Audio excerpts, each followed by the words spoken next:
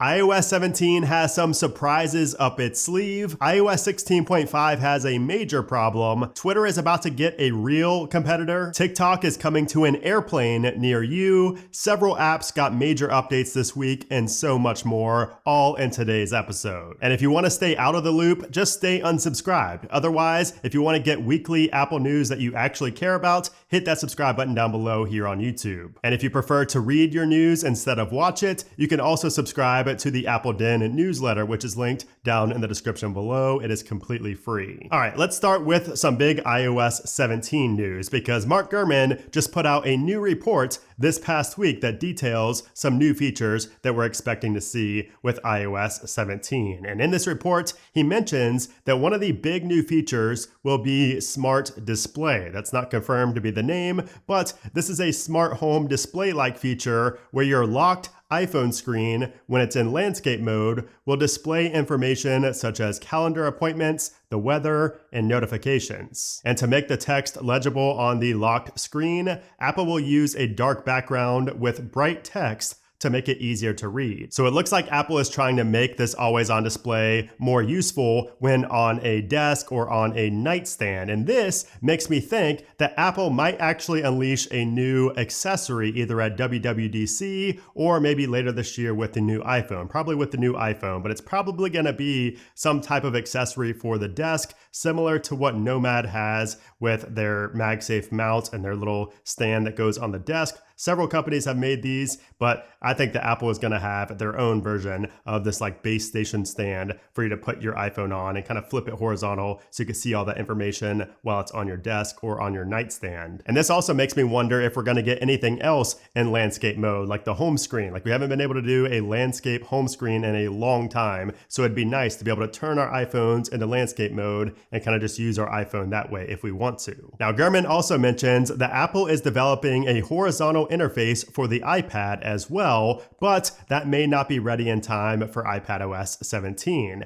Now, Apple is also still working on that low-cost tablet that's going to magnetically attach to walls and stands to serve as a dedicated home hub, which we talked a lot about last year. So hopefully we finally get that sometime this year. And in addition to those smart hub-like features, iOS 17 will also reportedly contain big changes to SharePlay and AirPlay. Emphasis on AirPlay here because Apple has been holding discussions with hotels to, quote, make it easier for users to beam video and audio to devices they don't own. So it looks like as early as this year, we could see AirPlay be more common in like hotel rooms. So maybe you want to watch, your favorite content on YouTube TV or on YouTube or Netflix, whatever. You're going to be able to do that from your iPhone by casting it via AirPlay to your TV in the hotel. Now, some hotels can do this, but it's not very common. I've been to like one hotel where you can do that. So this will be very nice, and especially if we can do this on things like, maybe on the airplane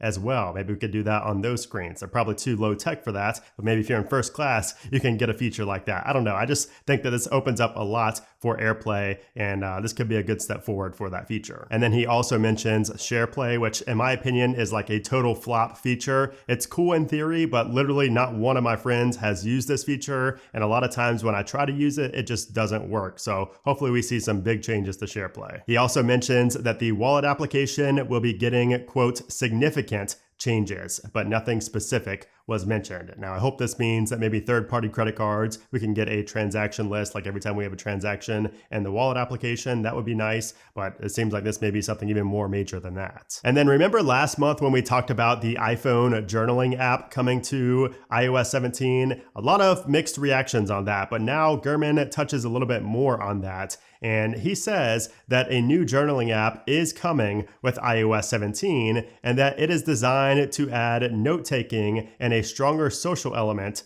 to the device. And he also mentions how this has like a type of mood tracking. So it's going to be able to track your mood throughout the days and kind of know what a typical day is like. And it's going to track all of that as well, I would assume, in the health application. And of course, I'm assuming that Apple will tout this as a health feature. Like it's going to be like a mental health feature. So I think this is going to be bigger and better than people think. A lot of people are really against this right now, but I can see myself using this, and I haven't journaled in years, which I need to get back to it. And then, are you guys on Twitter? I asked this because there's really never been a true competitor to Twitter, in my opinion. Like, Mastodon and all those other companies, I don't see those as competitors at all to Twitter. But now we have our first real competitor to Twitter. And it comes from Meta. That's right, Meta is releasing a new social media application as early as next month that is kind of like a mix of Twitter and Instagram. So influencers and others have been testing this app for a while, and it looks like you'll be able to sign in to this app with your Instagram credentials, and it's going to sync up all of your existing followers. You're going to be able to post text updates up to 500 characters. You're going to be able to include links, pictures, and also videos up to 5 minutes. And here is what, in my opinion, makes this application so unique and different from the rest.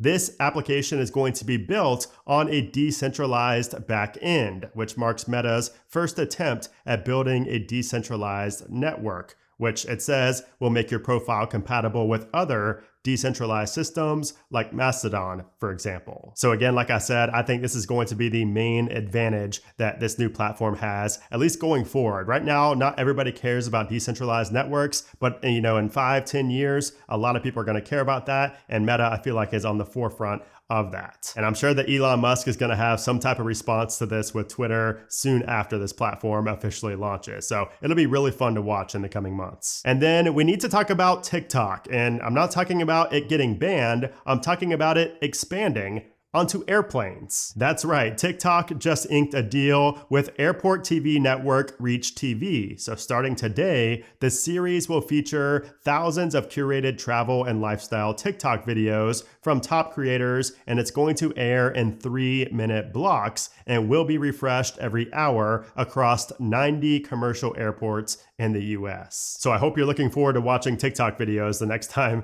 you're in the airport. But man, it just seems like we cannot escape TikTok no matter what we do. If you saw the ChatGPT application get announced for the iPhone last week and your country was not mentioned in that launch, basically if you're outside of the US, well, now it might be, because OpenAI just launched the application in more than 40 additional countries, including the UK, India, Canada, Mexico, Brazil, and many more. And I have to say, after using the application for pretty much ever since it was released, I've been loving it. I use it every single day. I just find that the lock screen widget there makes it easy to just tap on that and it opens up, ChatGPT right away. It's easy, it's clean. I don't have to go to Safari and open a new tab. I don't need to go on my computer. I've just loved it a lot more than I thought I would. And then before we talk about DoorDash getting caught doing something very shady, along with big changes to Netflix and WhatsApp, we need to talk about the two latest iOS releases, iOS 16.5 and iOS 16.6 Beta 1. So as far as iOS 16.5 goes, everything is running pretty well for me. Performance and battery life are the best I've seen yet on iOS 16, especially battery life. I've noticed a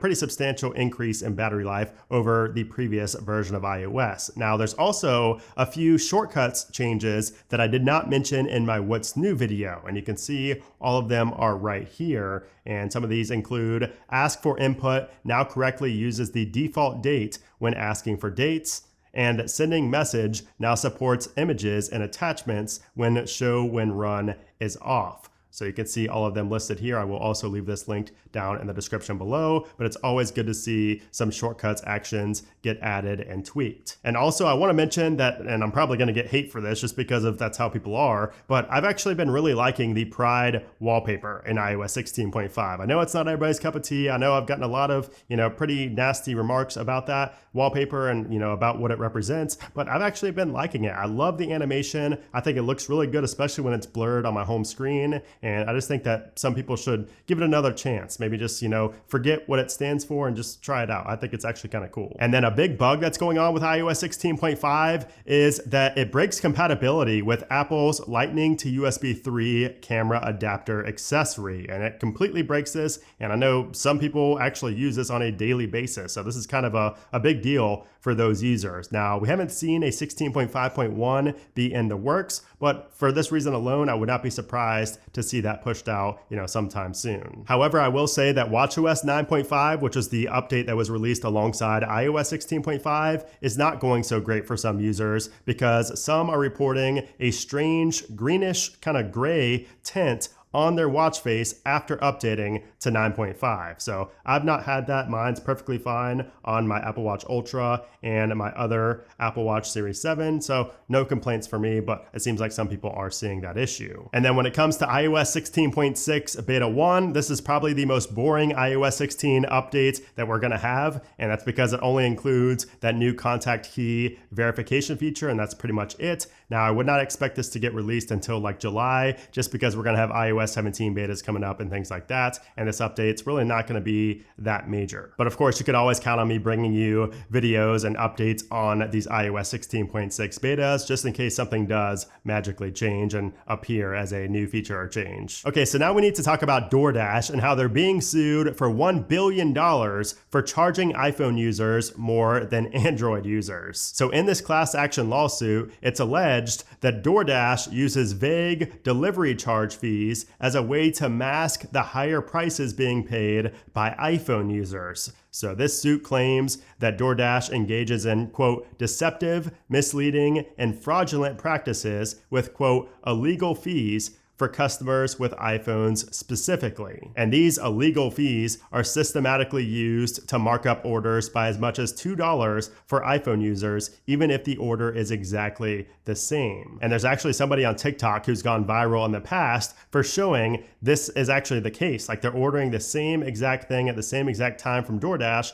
one on an iPhone, one on an Android, and you can see there is a different price every time they do it. And the fee that DoorDash is listing that charges iPhone users more is a, quote, expanded range charge on the application, which is applied to orders when a restaurant is outside the customer's, quote, normal delivery area. But DoorDash never clarifies what a, quote, normal delivery area is. And the suit claims that the fees affiliated with a delivery area or delivery radius on the app are not even associated with geography at all, but rather, quote, how much money a restaurant pays DoorDash. So this is pretty crazy and pretty deceptive. And there's actually some proof to kind of back this up. Like those TikTok videos, not even from the person who did this lawsuit, like there's a lot of kind of evidence out there against DoorDash. So it'll be interesting to see. And I have to ask you guys, if you order DoorDash, have you noticed like an uptick in price when you're on your iPhone versus maybe like on your computer or on an Android? It's probably rare if you have, but I'm still curious. Let me know in the comments. There's also been some big changes made to the WhatsApp application. So if you're a WhatsApp user, you just got edited messages. So now you have the iMessage style editing of messages with a 15-minute time limit and all. It's pretty much the same. So edited message, also display that edited text next to it, just like on iMessage.